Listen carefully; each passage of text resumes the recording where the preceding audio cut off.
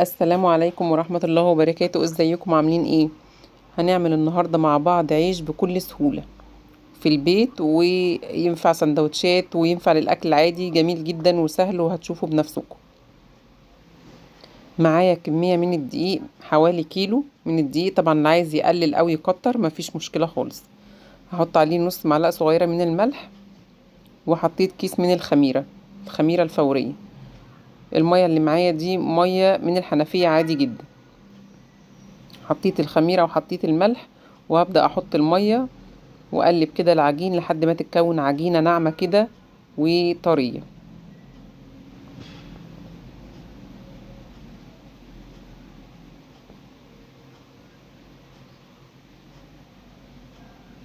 طبعا افضل اعجن بقى فيها شوية كده، لانك كل ما تعجني فيها وتخدمي العجينة كويس تديكي عجينة ناعمة كده وملساء كده وجميلة. طبعا ده اختياري، حطيت معلقة صغيرة كده من حبة البركة.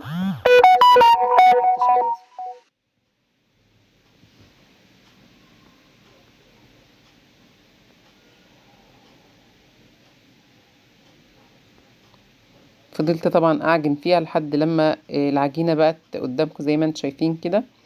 لا هي يابسة قوي ولا طرية قوي، يعني ما تبقاش زي المية كده، متوسطة كده في درجة الليونة بتاعتها. طبعا سبتها على جنب وغطيتها لحد ما خمرت وتضاعف حجمها زي ما انتم شايفين. هبدأ اقطعها بقى كور صغيرة كده قد رغيف العيش كده.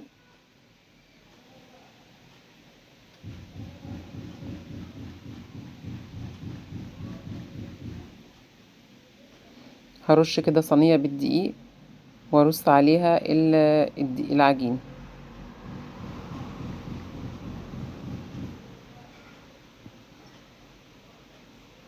عشان ما تلزقش في ايدي. ممكن ابل ايدي بالدقيق كده علشان ما تلزقش في ايدي.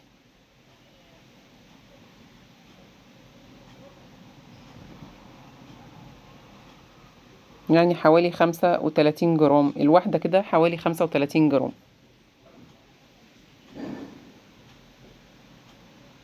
هاخد بقى اول واحدة انا عملتها لما خلصت الكمية كلها وسبتها برضو لما العجين اتضاعف شوية. هاخد بقى اول واحدة عملتها وابدأ افردها كده زي ما انتم شايفين،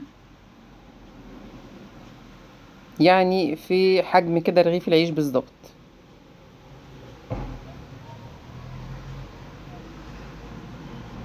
هاخد واحدة تانية.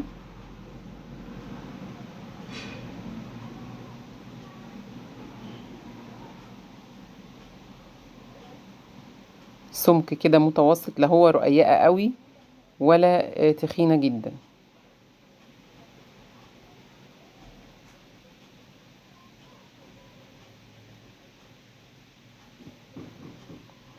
كل ما اعمل بقى حوالي مثلا 6 7 كده، ابدأ ان انا اسويه. لو هتعملي كمية على بعضها ما ينفعش تحطي رغيف على التاني عشان ما يلزقش. طبعا سخنت طاسة عندي، واول ما يتشمع من تحت كده اقوم قلبها على طول على الوش التاني علشان ما يتفرد معايا ويتنفخ بكل سهولة زي ما انتم شايفين كده بالظبط. اول ما تحطيه يعني ما تستنيش ثواني وتقومي قلبها على طول.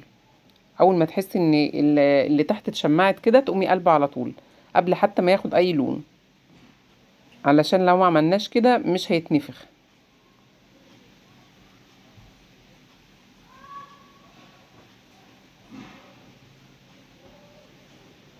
بيستوي بكل سهولة من فوق على البوتاجاز وسهل جدا، ويبقى مفتح كده من جوه، ينفع للسندوتشات حلوة قوي.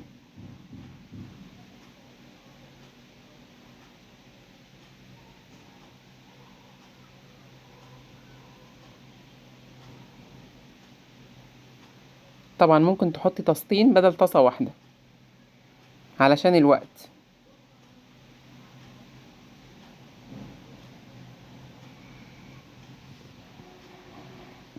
وبكده نكون خلصنا الوصفة بتاعتنا، ودي وصفة العيش وسهلة جدا جدا، وبألف هنا وشفا. لو عجبتكم الوصفة ياريت تعملوا لايك واشتراك في القناة عشان يوصلكم كل جديد من فيديوهاتي. والسلام عليكم ورحمة الله وبركاته. كان معاكم تيسير عبد النور.